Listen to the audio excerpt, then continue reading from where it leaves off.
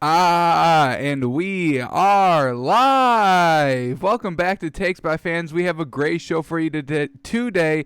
As always, be sure to follow me on Twitter at Takes by Fans and come watch live Monday through Friday, twitch.tv/Takes by Fans, noon Eastern, Monday through Friday. Alrighty, well, the NBA playoffs just started yesterday. We had, do we have any good games? Did we have any good games? Yeah, we had some good games. The Jazz Nuggets was very good. Jamal Murray and Donovan Mitchell going at it. Oh, my God, and they put up the points to go with it. That was an exciting overtime finish there. And then we had Clippers Mavs. That was kind of good. Down to the wire there. Kind of close basically throughout the entire game. And then the fourth quarter got a little bit of separation, and then we get a winner there. Nets, Raptors, not competitive. A 33-point lead. It's not a competitive game. I don't care if they ever come back and cut the lead back to 9. It's not competitive. Once you get up by that much, it's a wrap. And then we had 76ers Boston. Joel Embiid tried.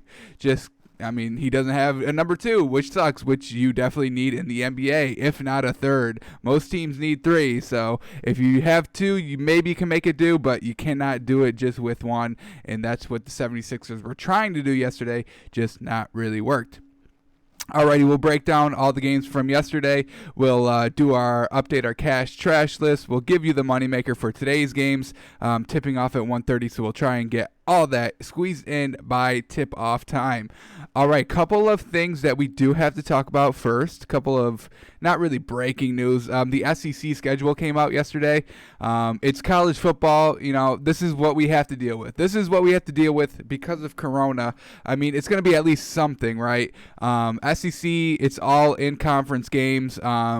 So this is what we're getting. We're gonna see Alabama. We're only going to see them face like 2 good teams, Georgia and LSU. Hopefully LSU can be good without Joe Burrow. We have to hope, I guess. We have to hope that LSU is good without Joe Burrow.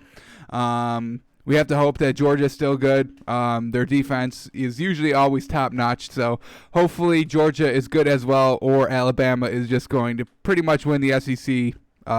They're in the East. West? SEC West.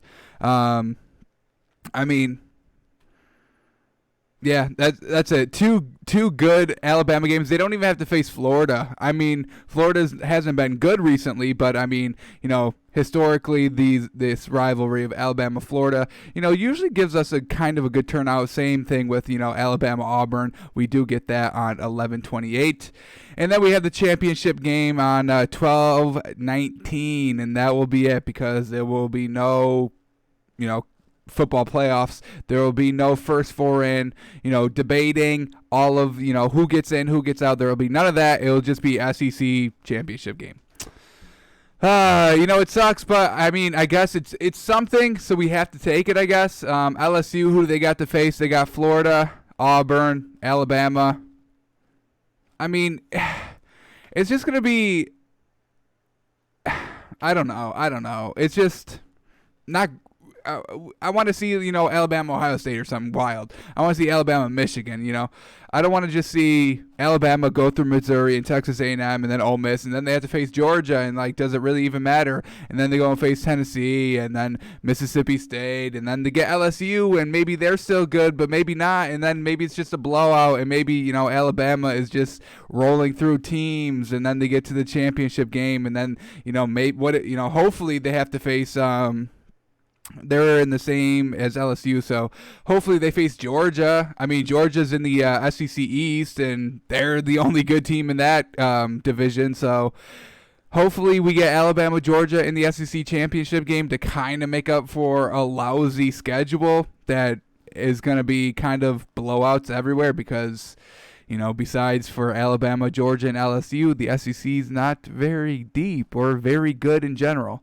But it's something. It's college football, so hey, we have to take it. Big 10 and Pac-12 not having seasons, but SEC is sticking to the guns. You know how the South, they don't care about anybody down there. They'll let everybody get COVID. They don't care.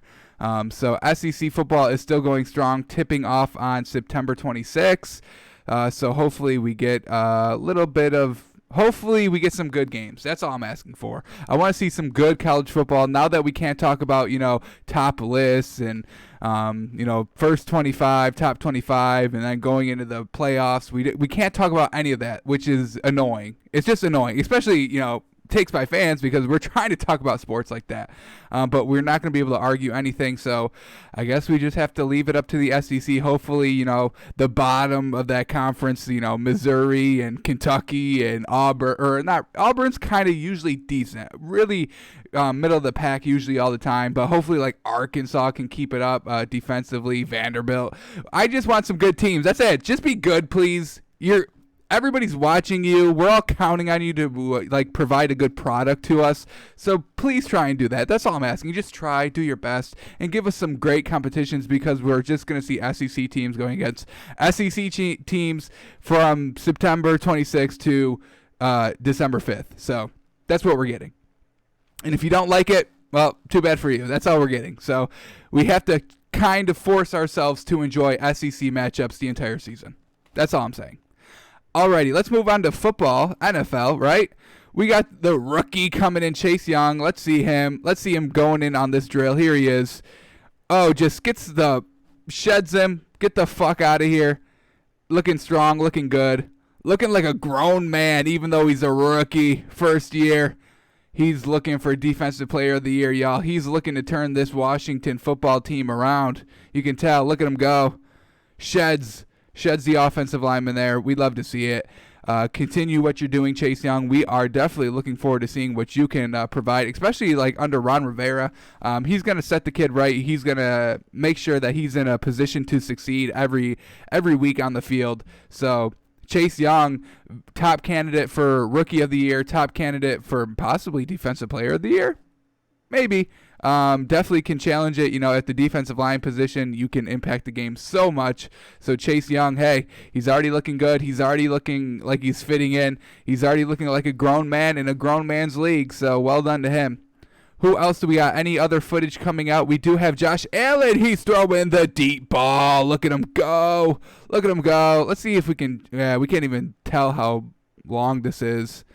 Looks about maybe 50. I mean, nobody's ever doubting Josh Allen's arm talent. We know that the man he's got a cannon on him. We know that he can throw 50. We broke him down a little bit, 2 months ago, we broke him down.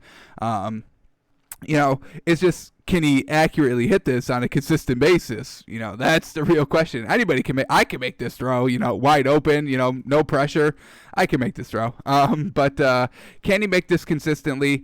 Doug McDermott didn't really trust him in that playoff game against the Texans because that first drive, they ran like 6 trick plays and they ran Josh Allen about like 4 times.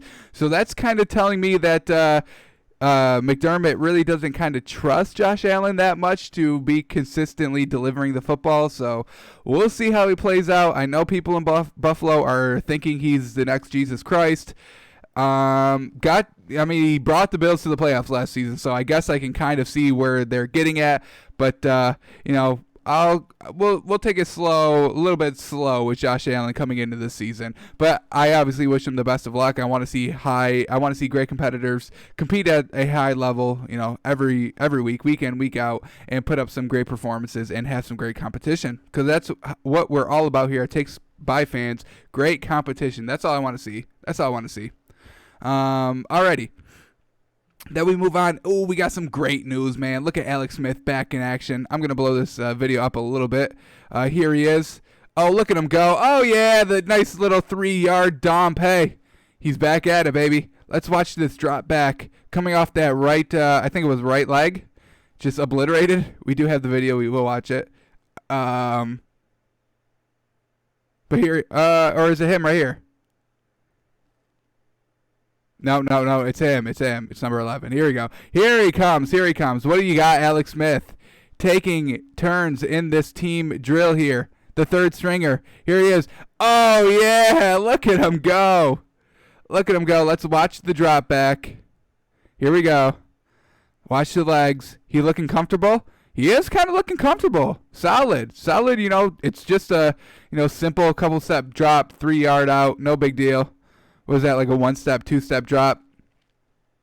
Nothing, nothing wild, but hey, he's back out here. Took him a while to get back here into this position, but he's back. He's looking all right so far. This is what happened to him. This is what happened to him. Not very good. Here he goes. Drops back, gets pressured, and the leg gets obliterated, y'all. We'll see it a little bit of a closer look, which may not be a good thing, but it's coming up. So if you don't want to watch it, just maybe close your eyes because it's coming. It's gruesome. The man can't even stand the pain. Has to hide his face. Here it comes. This leg right here, just ooh, that right leg. Oh my. Oh God. Oh God. Absolutely. I mean, Alex Smith, well done from coming back from this because it's honestly, it's just something like free flowing leg right here, free flowing leg, nothing holding it together, just flopping around. Oh, Alex Smith, we commend you on your recovery for getting back out here and still playing the game. I mean, that takes a hell of a fucking heart, I'll tell you that. The man's got some balls on him. Alex Smith, well done, coming back from that gruesome injury. And, we obviously 100%. We support you here on Takes by Fans. We wish you all the luck. So well done. Hopefully you can get back to where you were. Hopefully you win that starting job in Washington. And we can see you play a little bit more. And, we're rooting for you. All right, so we'll head into the NBA action. That was really all the updates from the NFL and other sports around the league. Talk about SEC schedule and a couple of, early looks at what's coming this season in the NFL. Knock on wood that they are still playing. Alrighty, so 4 games. There's going to be 4 games every day, starting at 1:30, then 4 o'clock, then 6:30, then 9 o'clock, for probably the next week and a half until the first round is over and until teams start winning these series. Alrighty, so Utah, Denver, oh my God, I mean, way to start off the playoffs, right? Jesus Christ. The first game goes into overtime and Jamal Murray and Donovan Mitchell literally going at it, trading big buckets for big buckets. Unfortunately for Donovan Mitchell and our moneymaker, the Jazz lose in overtime. Unfortunate, but hey, we got to give credit to Jamal Murray. 36 points, absolutely fantastic. Then we got the Nets Raptors. As I said, not competitive. The Raptors opened up like a 38-point lead. At one point, it's just like once you get up by that much, I mean, you're going to kind of step back a little bit. I mean, it's just natural instinct for you. Even if you were putting your foot on the pedal, you're still kind of,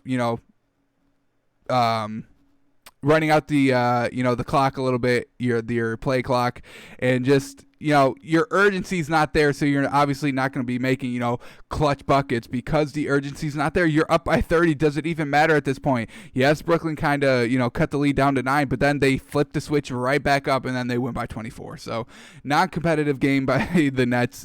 Even though they lose by 24, it wasn't even as competitive as 24 points sounds. The Celtics and 76ers, this one kind of was a little bit touch and go there for the Celtics a little bit early. Joel Embiid, well done by him, trying to carry the team, just unfortunately comes up just a tad short. And, that's what we really expected. No Ben Simmons, he's done. Which is truly unfortunate for the 76ers and Joel Embiid because it really looked like with Simmons at the 4 and Embiid at the 5 that it was really going to work out for the 76ers here in the bubble. But, Simmons goes down, what was it, like game 4, 5, 6, right in the middle. And, one of them is going to have to go. Simmons or Embiid, you take your pick. You're damned if you do, damned if you don't with both of them. They both have their pros and cons. Simmons can't shoot, and Joel Embiid has been saying trust the process for about 20 years now. And, it looks like they're going to be a first-round exit here. So unfortunate for the 76ers, but we knew the Celtics would get it done. They win by 8. That brought us to the Clippers Mavericks. Oh my goodness, down the stretch it got really heated. Kristaps Porzingis, he's out of there, got ejected third quarter. Didn't play a lot, and that was kind of the difference. And Luka's turnovers. We'll get to Luka's turnovers. Oh my God, did he have a ton of turnovers? Dallas loses by 8. Clippers get the win. I mean, this was kind of like a classic Clippers win. Paul George and Kawhi doing their things, and then the bench a little bit productive. Only Lou Williams really putting up points there on the bench. But let's get right into all the action. We will start on the Nuggets and Jazz here. And oh boy, Donovan Mitchell, he had himself a game. Rudy Gobert defensively, big third quarter for the man to really get them the lead and bring the game close. Here we go. Jokic down low. Well done to him. Denver jumps out to pretty much an early lead here, up 5, and then Jokic adds another 3. Well done by him. Gobert trying to close out on the 3. Didn't really work out there. All right, now Jordan Clarkson, I believe. Yes, sir. Look at him fall down, able to reestablish himself, and then just throws up the 3, and it falls. I love what Jordan Clarkson's doing for this team. No Mike Conley for Utah, so Jordan Clarkson did play a lot more minutes. He didn't start, but kind of really started. I forgot who they put in place of him. Hang on. Give me a second. Who was it? Yeah. Juwan Morgan, he started in place for Mike Conley, but only played about 25 minutes, and Jordan Clarkson played about 33. So Jordan Clarkson was really the starter, just didn't get, the official starting nod. Here he is, Jamal Murray. I mean, what he's done, he's back here. He played the final 2 games in the bubble and absolutely was on a tear. So well done by him. Once again, oh my God, he ended up with 36 and huge buckets in the fourth quarter. We'll get to them. They're on this highlight reel, and they're absolutely fantastic. Donovan Mitchell, just all game really. In the second half, third quarter, he really got the ball rolling. Same thing with Rudy Gobert. We're not going to see any of Rudy Gobert's blocks here in the third quarter, but they came. He had 3 blocks in the third quarter, and that really led Utah to take the lead here. They got a 4-point lead going into the fourth quarter now. Paul Millsap, big 3, well done by him. Then we've got Joe Ingles missing there, and Jokic throws it all the way out to Jeremy Grant. Well done. That pass. Let's watch that pass again because it was kind of brilliant. Here it comes.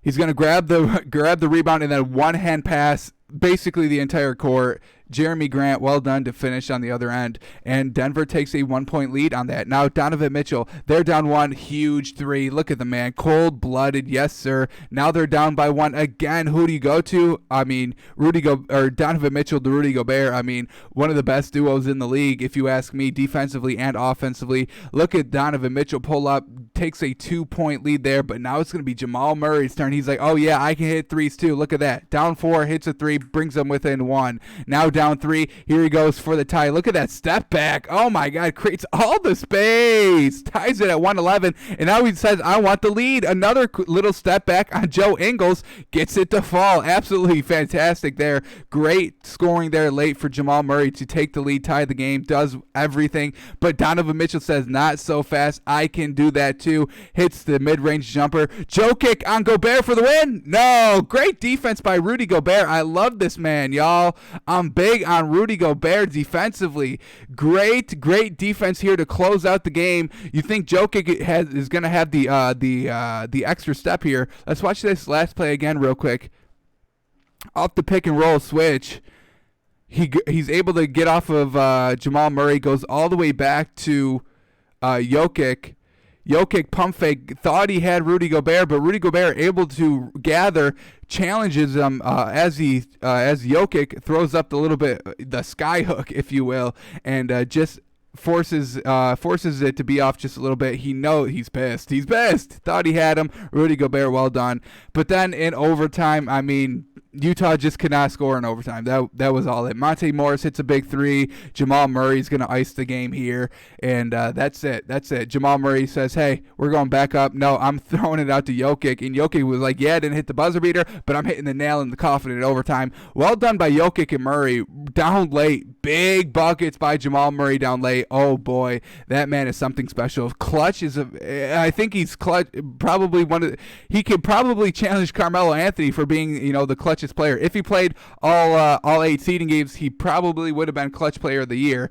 We did have to give that to Carmelo Anthony yesterday, but Jamal Murray, absolutely, what a performance by him. And then Donovan Mitchell just trying to keep up, trying to do everything in his power. He dropped 57 points on 56% shooting, 9 rebounds, 7 assists. Absolutely fantastic by him. And, kind of great contributions all around. When you're scoring 57, Joe Ingles putting up 19, very solid. He shot 5 of 12 from threes.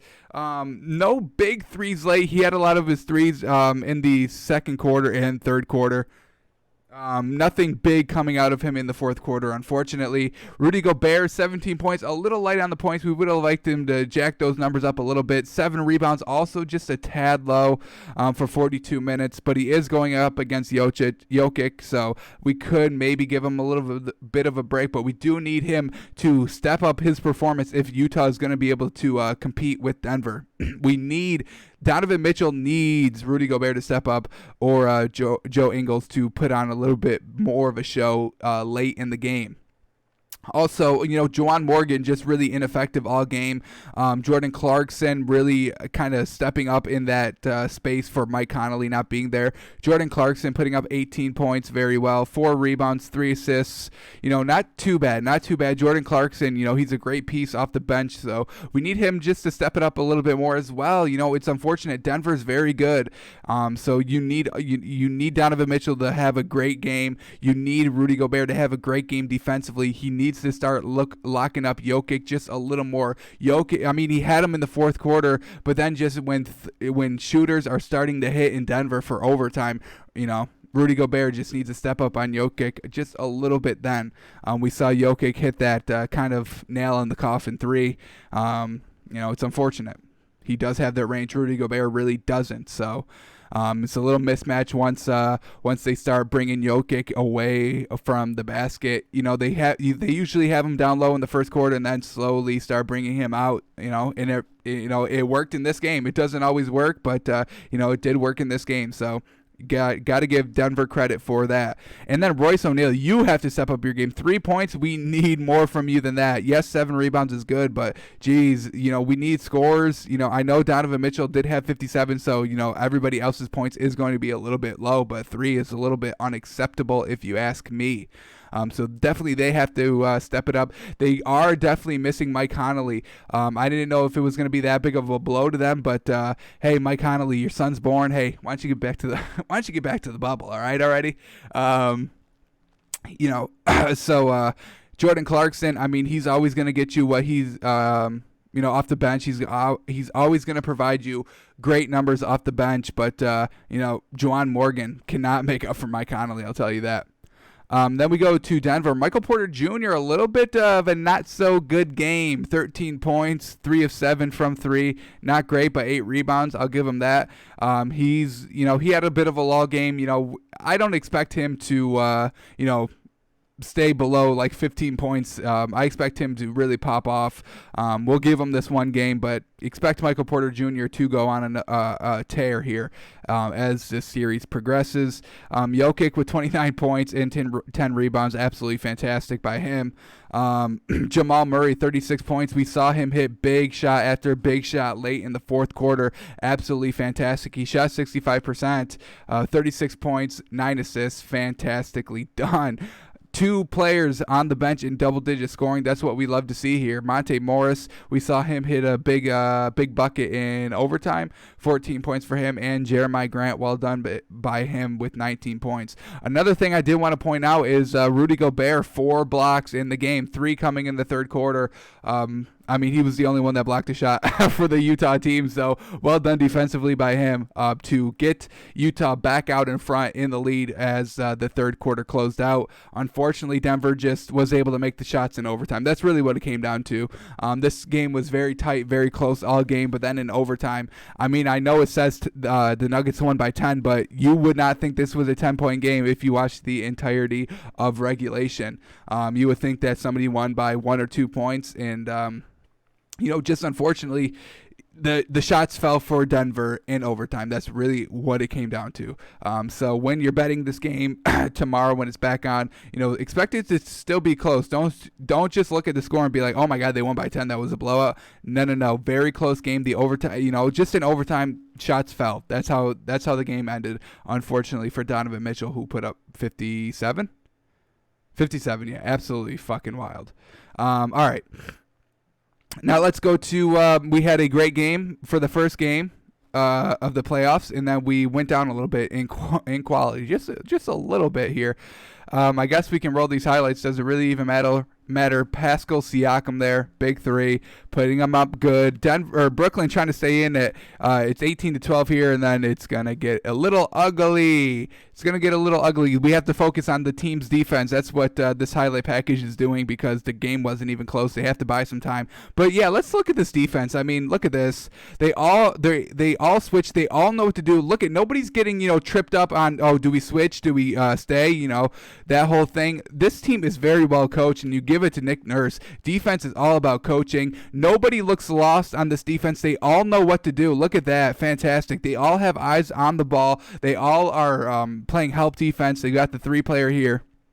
Look at them go. They all go wherever the ball is. No hesitation at all. No, do we go? Do we switch? Absolutely fantastic. And then Fred VanVleet, man, look at this. They're up 51-28, and the man is hitting. He scored about 30 points. Absolutely fantastic. I think he shot 66%. We'll look at it a little bit clearer after these highlights, but look at him go. They had a 33-point lead. I think they led by 30 at the half. Just non-competitive. Here we go. Tyler Johnson at the bucket. Joe Harris here.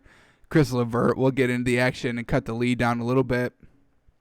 Brings it down to 13. Karis LeVert, well done by him. Cutting the lead now down to 11, and then Joe Harris cuts it down to 9. But then the Raptors say, oh, we're still playing. Oh, y'all, we're still trying. Jarrett Allen at the buzzer, well done. Now it's a 9-point game, but in the fourth quarter, they say, oh, we're still playing. All right, let's close it out. Fred VanVleet stops on a dime, cashes out the 3. Well done. Then we've got Kyle Lowry dish out to Fred VanVleet again. He cashes out again.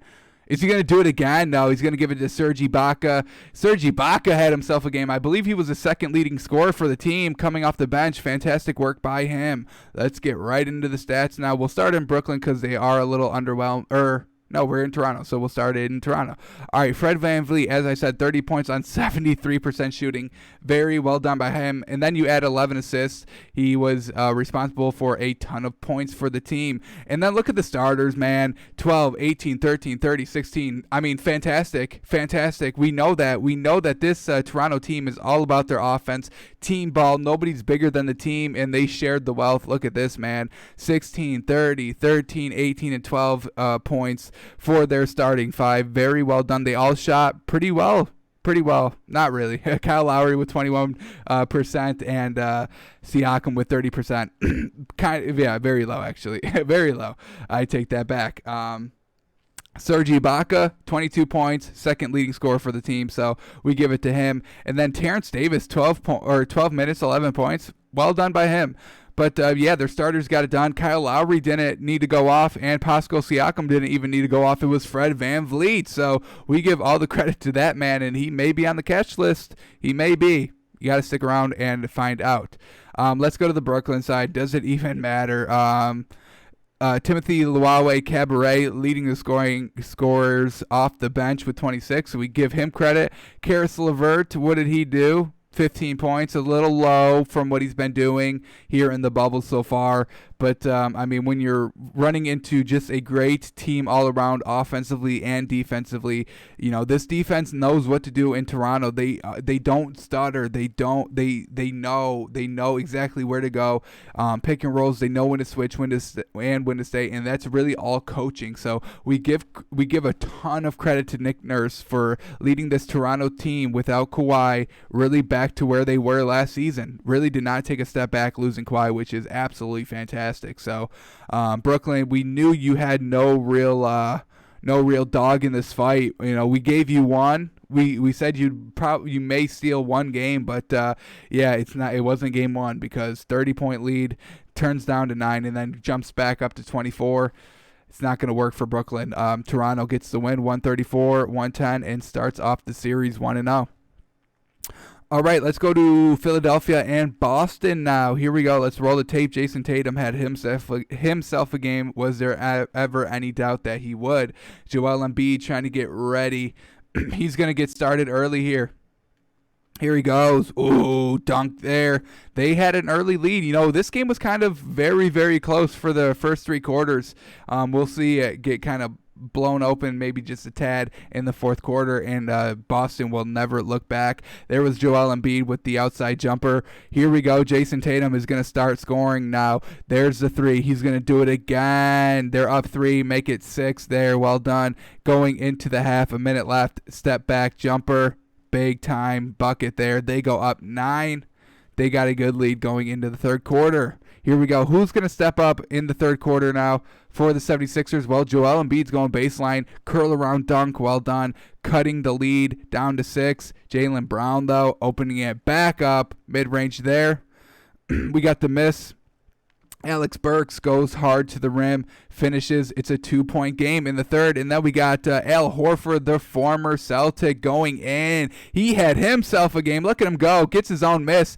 And I think that was to take the lead, too. So here we go into the fourth quarter. 76ers up 3. But Jaylen Brown says, hey, hang on. Just hang on.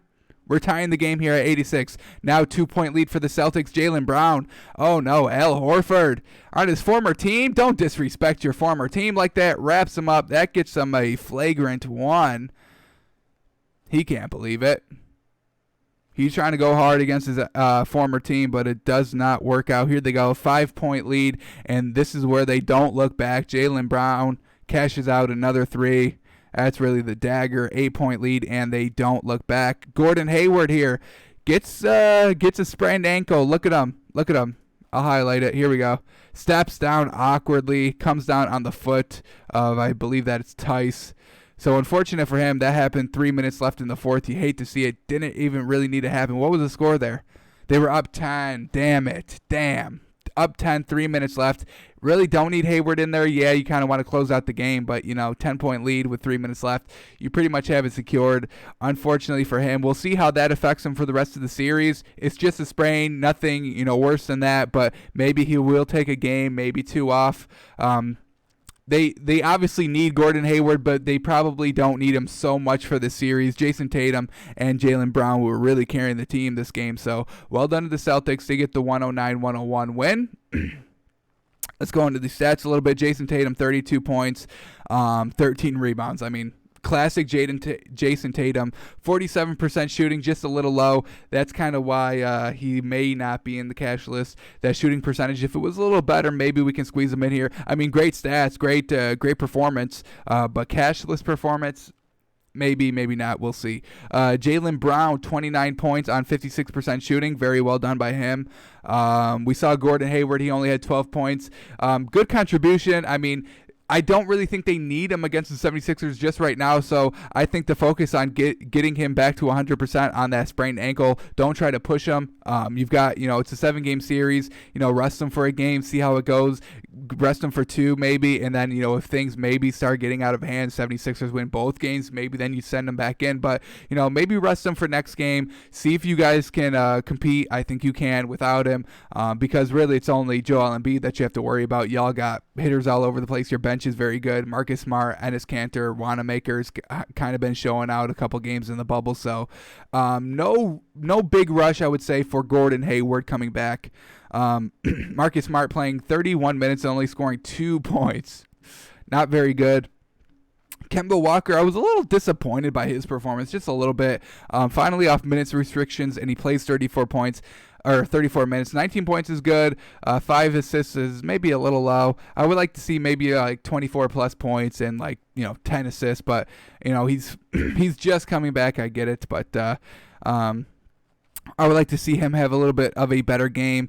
Daniel Tice, not really effective. 9 points, kind of getting 8 by Joel Embiid a little bit, 9 points and only 3 rebounds for the center. Not very good. When Jason Tatum's out rebounding you, it's not very good. They all really, nobody really had any outstanding rebounds besides Jason Tatum. Other than that, it was rebounded by committee really.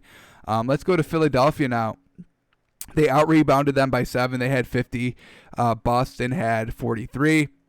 And Joel Embiid, I mean, What a game by him. 26 points, 16 rebounds, 5 offensive rebounds. He was giving it his all, but as we said at the top of the show, I mean, he just doesn't have his number 2, Tobias Harris. I mean, 15 points isn't going to cut it, my guy.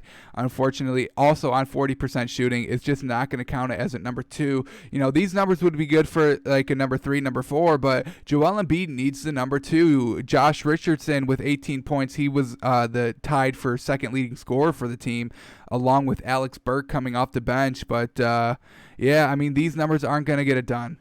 These numbers aren't going to get it done from the starting team. From the starters, you got 15, 6, 26 by Embiid. That's good. But, 18 and 13, just he needs a true number 2, somebody that's going to get you another 25 along with Joel Embiid, who's also going to contribute, in the rebounds and assist categories as well. They just don't have that for Philly currently, so unfortunately that's why we did choose the Celtics. I believe we chose them in 5 or 6. That's why I also think that they can rest Gordon Hayward. Do not try to rush him back from that sprained ankle. Let him sit out a game and see how he feels and see how your team responds, because I think you'll be fine without him for a game or 2 against Philadelphia. Get him ready for round 2 when you have to face the Heat or the Heat or Pacers. All right, let's move on to the final game of the night. Maybe the best game of the night? No, probably not the best game of the night. That Utah Jazz game was actually real fun to watch. But let's jump into Clippers Mavericks. Kawhi, he's going to do his thing. Luka does his thing. Everybody did their thing, and this game kind of turns out exactly how you thought it would. Close game, high scoring, good performances all around. We got Marcus Morris here to Zubac. Clippers take a pretty good lead. I think they were up 18-2 at one point. Dallas got off to a very, very slow start, but they come roaring back in the second quarter. Here he is, Kawhi, cashing out, doing his thing. Luka, just a little bit of a tweak on the ankle. Nothing big. It happened early in the first quarter, and he played the entire game. So, yeah, maybe just bothering him just a tad, but nothing too crazy. Seth Curry, I mean, 3-pointers all around. 12 of 21 for the Mavericks in the first half. They lived by the 3. They died by the 3. They loved the 3. Everybody getting involved. Porzingis, Finney-Smith, Hardaway Jr., Luka, Doncic. Well done all around. They have a 7-point lead here late in the fourth. But Kawhi doing Kawhi things, scoring mid-range buckets. That's his signature. Paul George going to the rack. Number 1 and number 2 closing it out good in the first half. Brings it within 2. All right, now in the third quarter, they are up 5. A little bit of a skirmish, and this is where Kristaps Porzingis is going to get ejected, which is kind of lame. He gets a technical. He already had a technical earlier in the game, so 2 techs, you're out of there. I mean, as you see, yeah, just like a little bit of a push. Marcus Morris pushes, and then he goes in, but kind of lame, right? Kind of lame to throw him out of the game. This is a playoff game against 2 good teams. It's not like Clippers Toronto where, yeah, if you throw somebody out of the Brooklyn game or the Toronto team, like, anybody's going to really care. Like, this is the Mavericks who are competing very well against the Clippers. If you take out one person on that Mavericks team, it's all going to crumble. It's all going to fall because they need everybody on the Mavericks at 100% and on the court to be able to try and compete against this very good 2-seeded Clippers team. As we see, LeBron James doesn't like it. I don't like it. Taking out players, man, hate it. We need the best players on the floor at all times for the maximum competition. Then here the Clippers start to go here, roaring in the fourth quarter. Everybody getting it done. Paul George, bingo. Luka just going to try and carry him himself here. He's all he's got. Goes hard at the bucket. Cuts the lead down to 6. Now it's back up to 7. He's going to cut it down to 5 here. Well done. Another inside bucket shot for Luka. He had himself a game, 30-plus points. High rebounding numbers or high assist numbers. Paul George with the icing on the cake there. That will do it. Clippers get the win, 118-110. Unfortunately for the Mavericks, Kristaps didn't play for the last quarter and a half. It sucks.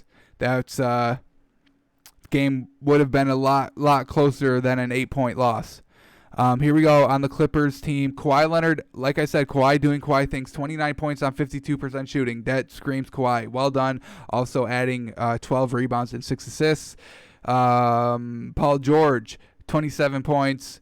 Very low on rebounds and assists. 2 rebounds, 3 assists, but Paul George putting up the points like he does. We had Lou Williams a little low of what he's averaging about 20 points coming off the bench, but 14 points, that's a hell of a contribution as well, so we'll give him that. Patrick Beverley a little low, a little light on the points with 8, but he also only played 20 minutes, so we can give him a little bit of a break there. But basically all the starters getting it done for the Clippers. 29 points for Kawhi, 19 for Marcus Morris, 10 for Zubac, 27 for Paul George, and 8 for Patrick Beverley, but that was made up by Lou Williams putting up 14 off the bench. So, classic Clippers performance there. Starters getting it done and getting it done well. Now we go to Dallas. Luka, 42 points on 62% shooting. Absolutely fantastic work. 9 assists. He is this close from getting on the cash list, but look at these turnovers, y'all. 11 turnovers. Wiping out a fantastic performance with that high number of turnovers. Jesus. 7 rebounds, 9 assists. Just gets canceled out by those 11 turnovers. This close to making the cash list, even though his team ended up losing. But other than that, fantastic to put up 42 points on 62% shooting. Fantastic. Kristaps Porzingis only played 19 minutes, put up 14 points and 6 rebounds.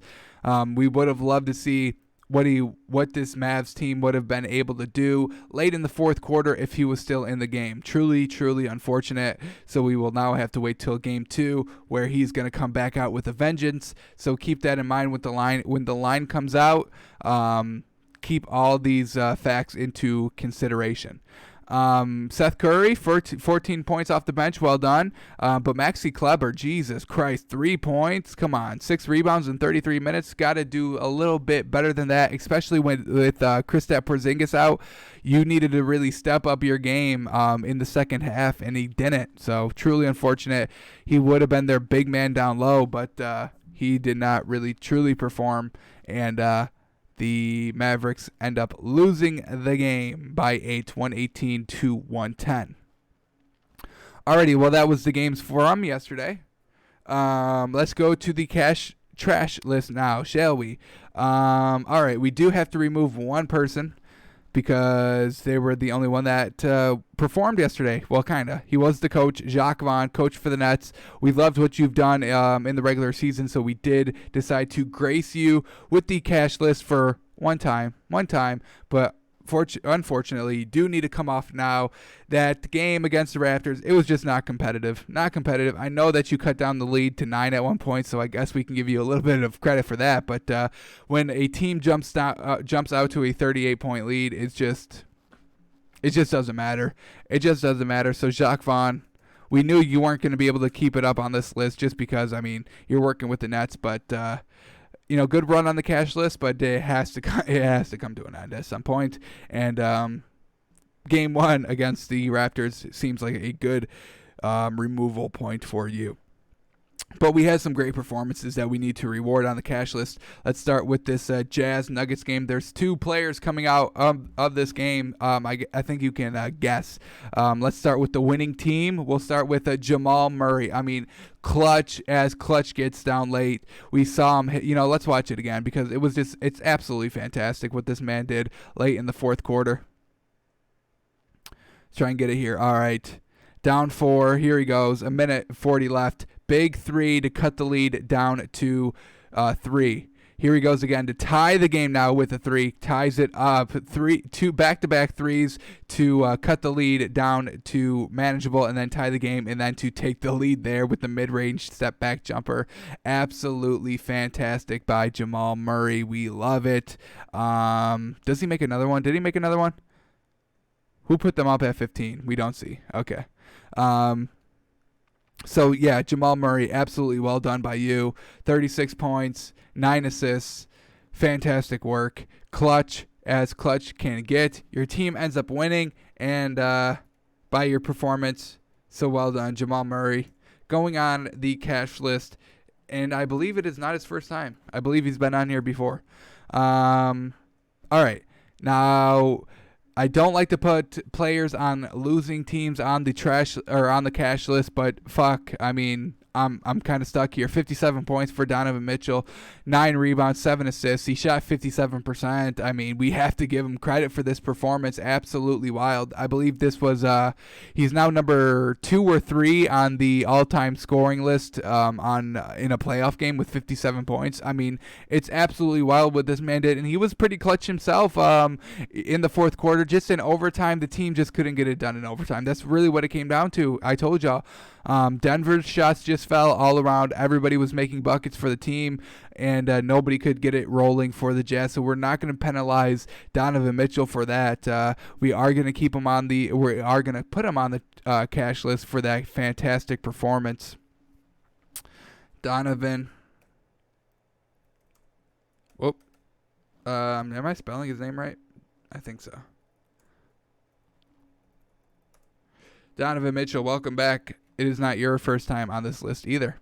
All right, so Jamal Murray and Donovan Mitchell coming on the cash list from the Utah Jazz and Denver Nuggets, but we still have one more, and it's coming from the Raptors-Nets game, and I'll tell you, it's nobody on the Nets. I think you guys could have figured that out, but it's going to be Fred VanVleet. Oh, my God, fantastic performance. 30 points on 73% shooting, 11 assists. I loved your work here. Yeah, it's against the Nets team, but the man showed out. The man stunted. Kyle Lowry didn't have that great of a game, and Pascal Siakam didn't have that great of a game, but Fred VanVleet, he got it done. He got it done, so well done to Fred VanVleet. Capital F? I don't think so. I don't know. Maybe it is. Yeah, well done, Fred VanVleet. You can clearly keep this performance up. No doubt. It's a V. Vleet. I thought it was Fleet. Alrighty. There we go. Now we're all good. Fred VanVleet gets the win. Gets the numbers to go along with it. I mean, I love it. 30 points on 73% shooting. Well done. You'll get on here all day, no doubt. And then you tack on another 11 assists. The man was firing all night from 3. What did he do from 3? 8 of 10. I mean, absolutely bonkers. Big reason why they were able to jump up to that 30-plus point lead, and big part of the reason why they were able to kind of win by 24 as well. Once the lead got cut down to 9, the man was able to turn it right back on and get right back at it with the point scoring. So well done by him. Those are the additions of the cash list: Donovan Mitchell, Jamal Murray, Fred VanVleet. If I had to rank their performances, I would probably say I would have to give Jamal Murray the credit for being the best performer from last night, just for the clutchness alone. And then we put Donovan Mitchell at 2 for the stats, and then Fred VanVleet. It was against a lesser talent squad of the Nets, but we still give them the credit. So Jamal Murray, well done. Your performance was absolutely fantastic. Same thing with Donovan Mitchell, putting up 57. Alrighty. Nobody to add on the trash list, so I guess that's good news, right? We don't want to see anybody on here. Tyler Hero was only on there for, his stats were good. His performance was good in that 8-12 game, but he took that last shot and it didn't go, so we do have to, unfortunately, put him on the trash list, but no doubt that he gets off today.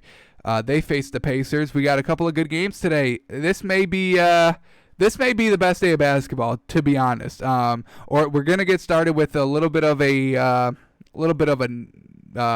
downer. I was trying to come up. I was gonna say nugget, but I don't think that would really work. Bucks, no Aaron Gordon, no Michael Carter Williams. So this is gonna be a Toronto Nets game. This is gonna be Toronto Nets, unfortunately. Yeah, but we only have to endure that. The first game is going to be garbage, but then we get Jimmy Butler and TJ Warren. I cannot wait. They're going to have a rematch. Miami was able to get the win in their regular meeting in the seeding game. So we'll see how Indiana is able to bounce back after watching film and practicing and knowing that they face the Heat today. Then we got, oh my God, Chris Paul, James Harden. Oh my God, vengeance for Chris Paul, who got traded away from Houston. This OKC team, who's just a bunch of role players that Chris Paul is commanding. No Russell Westbrook for the Rockets, so we'll see how they're able to handle that. And then the nightcap, y'all. Oh my God, we've been blessed. We've been blessed. Have you ever seen a 1-8 matchup that's going to be as good as Blazers Lakers? LeBron, Damian Lillard, Anthony Davis, Nurkic. We've got Clutch Melo. We'll see how CJ McCollum performs. We have that storyline with J.R. Smith. We have Dwight Howard coming off the bench. What is going on? What is going on with all these players on this team? This is like a classic, like early 2000s, like 2008, 2012 roster, like Carmelo, LeBron, Dwight Howard. Just absolutely wild. We'll see if Anthony Davis can keep up his big presence down low. We'll see how clutch Carmelo Anthony can stay. We'll see what LeBron's going to bring to the table, playoff mode in the bubble. How is he going to react?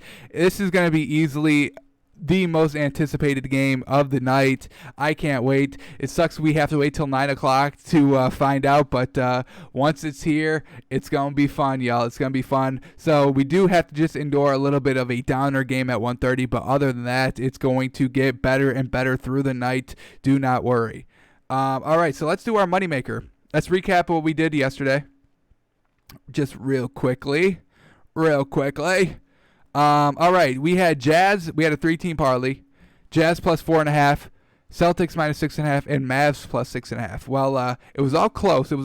Jazz plus 4.5. We were looking like we were good, but then Jamal Murray decided to go clutch mode and tie the game. Goes into overtime. We really wanted Jokic just for the bet to make that sky hook last second. We wish Rudy Gobert didn't play that great defense, but unfortunately, all that's happened. That's how history is writing itself. It goes into overtime, and then 10-point lead erupts. So that erases the Jazz plus 4.5. But that was still I still stand with the bet. I think that was a good bet. Goes into overtime, and then whenever it goes into overtime, it's a crapshoot, you know.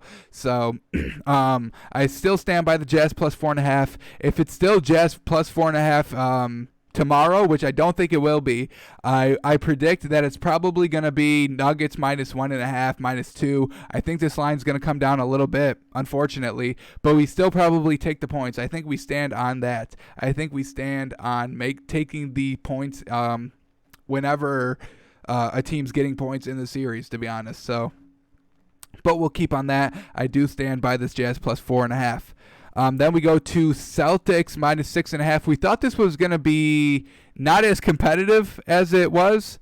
We thought Joel Embiid would really struggle. They ended up winning by 8. We had them minus 6.5. So the fourth quarter, Celtics really got it done. They were able to figure out how to stop the 76ers, and things just started to continue to fall for the Celtics in the fourth quarter. So they win by 8. We had a minus 6.5, so we hit there. And then we go to the Mavericks plus 6.5, and we still stand by this bet. They lost by 8, but Kristaps Porzingis didn't play the last quarter and a half.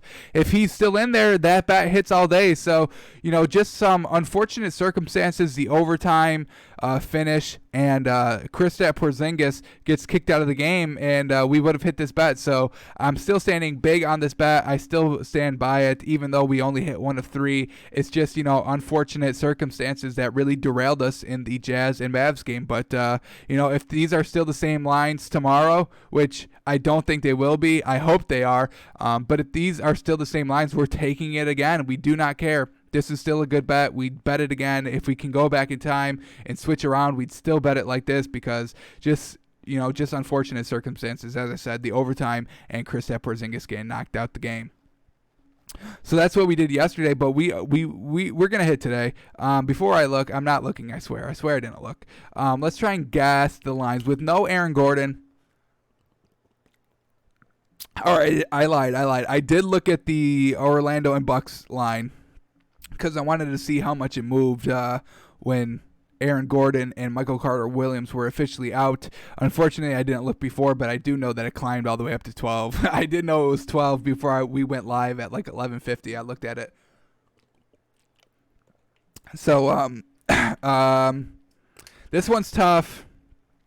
I would never take I wouldn't even think about taking the Magic plus the points. I know it's 12. It may be even higher now, but I'd probably stay away from the game because I don't like taking double-digit spreads. I hate it. But we may take the Bucks minus something because they are going to come out hot, y'all. They will come out hot. Probably hotter than the Raptors came out against the Nets yesterday. This Bucks team, they're mad for some reason. Giannis just really wants to get out there and prove himself. He's not even going to need Chris Middleton to show up.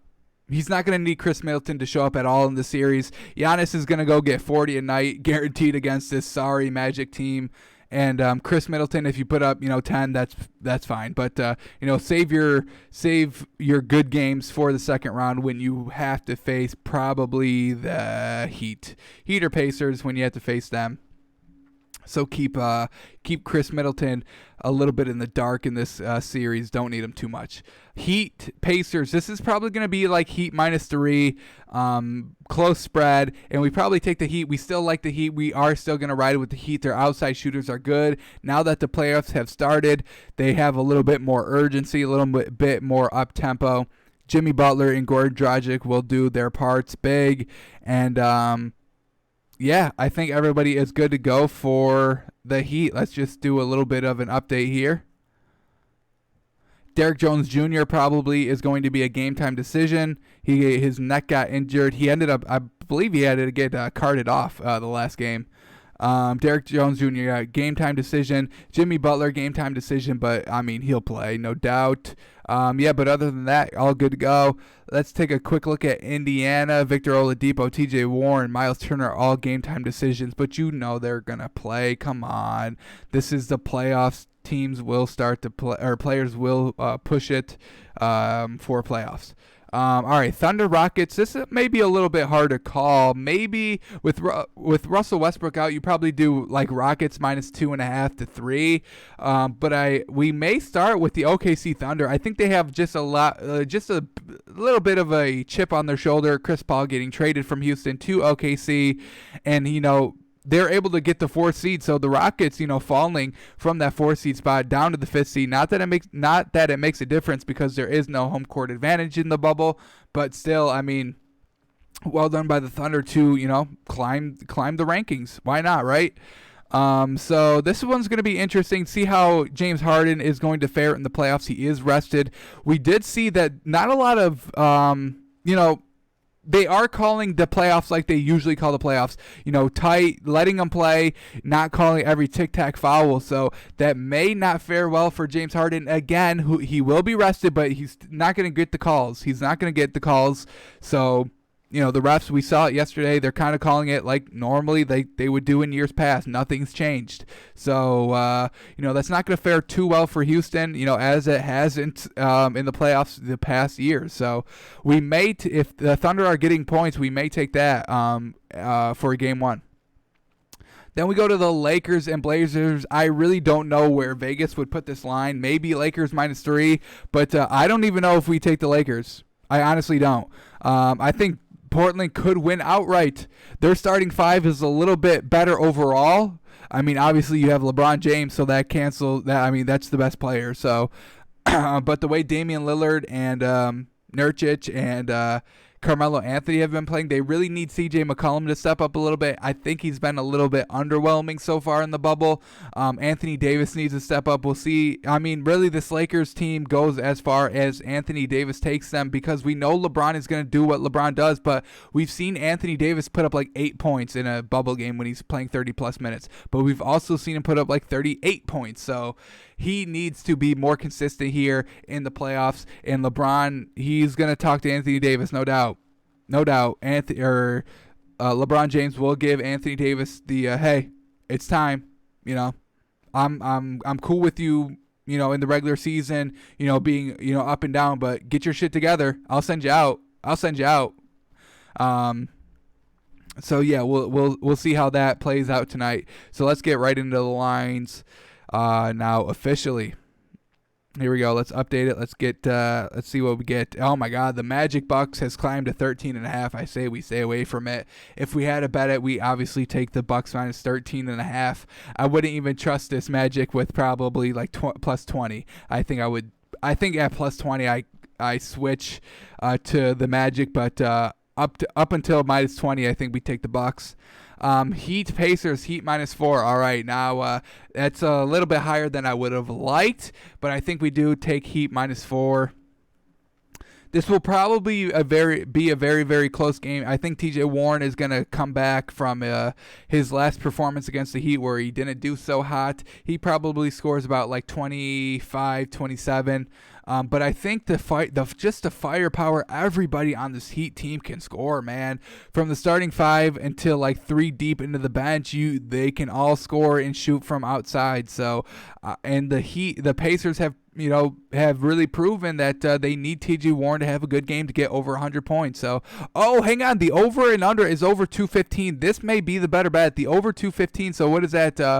That's like 107 to 107. This may be the better bet over 215. We may take that instead of the Heat -4 because I think the Heat win, but I think it's probably like a 3-point game, not a 4-point game. So, that is interesting. Maybe we switch over to Heat over 215.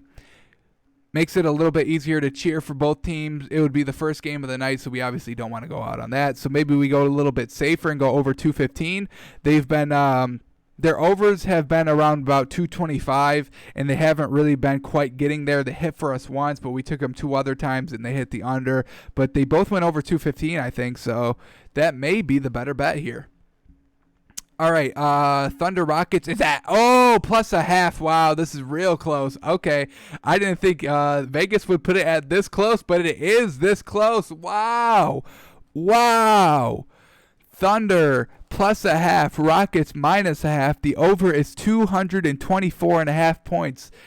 Wow. Now I'm stuck because I really wanted the Thunder to get that like plus 2.5, plus 3 bump, and I think we would have locked it in like that. But now that it's a 1-point game, we may choose the Rockets. Oh, are we saying that James Harden can't beat this Thunder team by himself?